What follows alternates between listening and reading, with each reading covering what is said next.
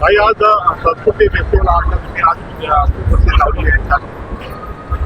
मराठी भाषा भूषा भोजन भवन आणि भारतीय संस्कृतीतलं सौंदर्य या सगळ्यांचा अतिशय सुंदर असा संगम सन्माननीय प्रताप सरनाईक माननीय महाराष्ट्र राज्याचे परिवहन मंत्री आणि शिवसेनेचे नेते यांनी संस्कृती प्रतिष्ठानच्या वतीने इथे आयोजित केलेला आहे.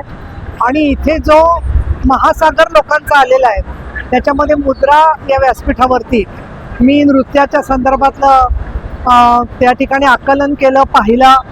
अतिशय सुंदर आणि कुठल्याही भाषा कळत नसली तरीसुद्धा भावना एकरूप व्हाव्या अशा पद्धतीने हा महोत्सव चाललेला आहे. त्याचबरोबर मला पुस्तकं, वेगवेगळ्या प्रकारच्या कला आणि त्याचबरोबर अनेक संस्थांचं काम याचीसुद्धा माहिती दिसली, ज्याच्यातून सेवाभाव दिसतोय. ठाणं हे जे आहे ते संस्कृतीचं एक आगळं वेगळं केंद्र आहे. आणि मी असं म्हणेन की पुण्याला जरी सांस्कृतिक राजधानी म्हणत असले तरी ठाण्यालाही सांस्कृतिक राजधानी म्हणता येईल, एवढं सुंदर काम या संस्कृती प्रतिष्ठानच्या माध्यमातून झालेलं आहे. पूर्वेश सरनाईक तसंच सगळे त्यांची टीम आणि त्यातून नवीन महापौर ठाण्याला मिळालेले असल्यामुळे अजून एक वेगळा आनंद आहे.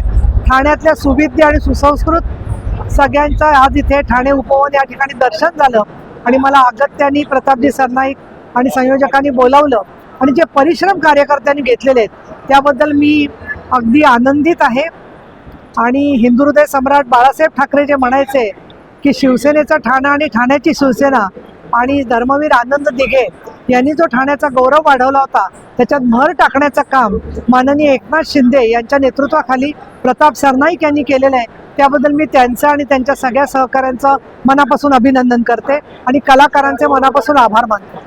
मॅडम, अशा प्रकारचे फेस्टिवल सर्वत्र महाराष्ट्रात व्हावं वाटतं का? निश्चितपणाने वाटतं आणि मला असं वाटतं की महाराष्ट्रामध्ये आज ग्रामीण जनता जी आहे आणि विशेषतः तर मी असं म्हणेन की नांदेड आहे, मराठवाडा आहे, विदर्भ आहे, प्रत्येक ठिकाणी कलाकार पण आहेत आणि ते वाट बघतायत अशा प्रकारे स्वतःच्या कलेबद्दल आपल्या लोकांशी, रसिकांशी संवाद साधता येईल.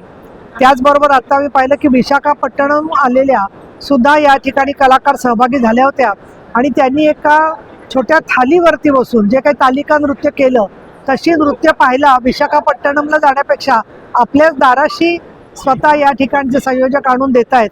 ते नक्कीच महाराष्ट्राला आवडेल आणि मला असं वाटतं की तुमच्या माध्यमातून वेगवेगळ्या मीडियामधून महाराष्ट्रातली सुद्धा लक्षावधी जनता याचा लाभ घेईल आणि जे लोक आज छोट्या मुलांना घेऊन महिला मोठ्या संख्येने आलेले आहेत त्याच्यामुळे ठाणं सुरक्षित पण आहे याची खात्री पटते.